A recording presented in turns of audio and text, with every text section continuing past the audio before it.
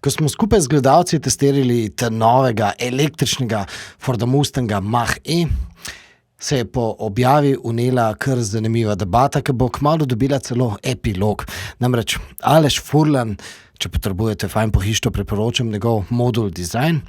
No, on je lastnik starega Mustanga letnika 66 in rekel je, da bi si želel, dajmo, poslušajmo. Želel bi si več. Mogoče še večji zvok. Poskušal sem nastavitve brez pa z. Je občutna razlika, pohvalno Fordu, ampak mogoče si bi poskusil še bolj.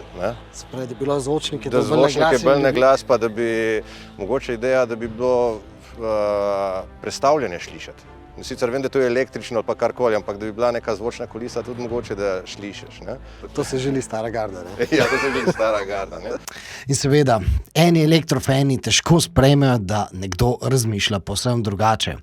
Se pa k sreči tudi med komentatorji hitro najde glas razuma.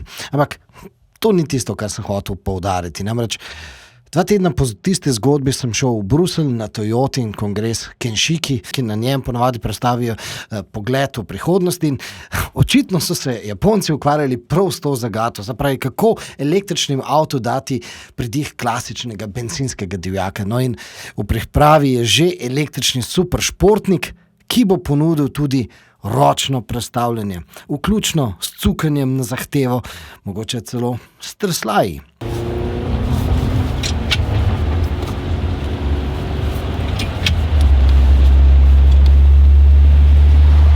The sound obviously is an artificial sound, and the trick is to make it as realistic as possible. So this is actually probably the easiest part. Yeah, the more tricky part is to tune the torque of the electric motor and so on, so that it really feels like a combustion engine. And as you saw, then you can decide the character of the combustion engine you're trying to simulate, whether it's a 4-cylinder or a 6 or an 8 or even a 10-cylinder.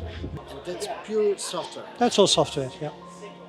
Zdaj, meni je že ideja sama po sebi fascinantna, pa v bistvu si to tudi želim na nek način. Zato, ker jaz imam rad tako stare bencinske divjake, kot tudi ta nove električne avtomobile. Je pa res, da sem skeptičen, da bodo občutki enaki in vam pa jutri povem, da so inženirji moje predsodke že kar večkrat postavili na glavo. No, jutri pogledamo 2 primera tega.